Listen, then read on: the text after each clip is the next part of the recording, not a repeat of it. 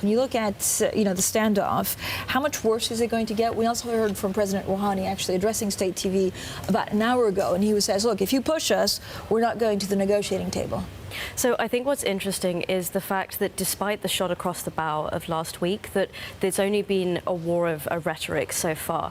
Our position of Verisk Maplecroft is that it's not actually going to get a huge amount worse in the next 3 to 6 months, because it's in neither party's interest to escalate this beyond where it already is. The fact that Pompeo is in India right now, the fact that he's making his most substantial statement to date on the way to the G20 is really important. It's Asian customers of Gulf crudes who are really going to lose out from an escalation, as well as US interests in the region.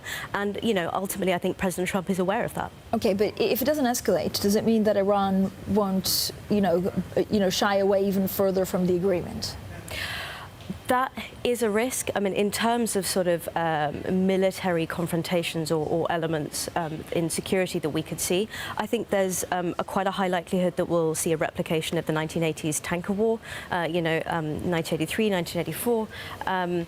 And we've already seen Pompeo's efforts to, try and build up support for, naval presence, a greater naval presence there. But with regards to negotiations, the Iranians can sit quite comfortably for now as it is. Yes, their economy has taken a massive hit, but they're playing the long game with this. We still don't know what the next 18 months looks like in terms of, the next presidential campaign. If Trump wins, if Trump loses, they're just going to be patient. Strategic patience is a sort of strategy they've often talked about, and they're going to commit to that for now. Niamh, one of the great things here is the president's view of our overwhelming force. Let me quote: "Any attack by Iran on anything American will be met with great and overwhelming force, on and on to obliteration."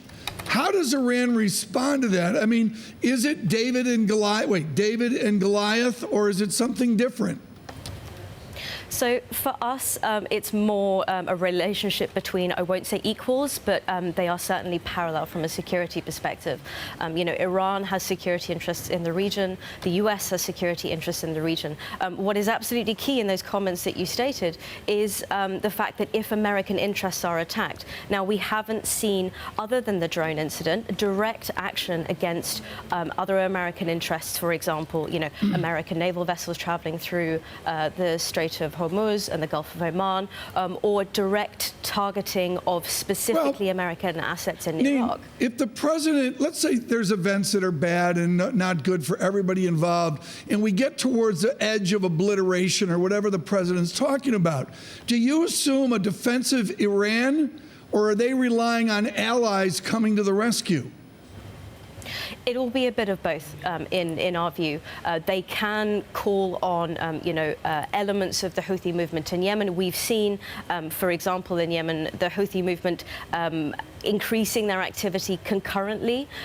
Sometimes it matches Iranian interests, sometimes it won't. We imagine that Iran will sort of improve the incentive for the Houthis to act at the same time. They could also call on Hezbollah, as we know, and they haven't activated that yet. I think that's important to recognize. Iran are keeping their cards close to their chest. They're watching things carefully. And as you say, if we get to that stage of almost obliteration, I think we're really quite some distance from that.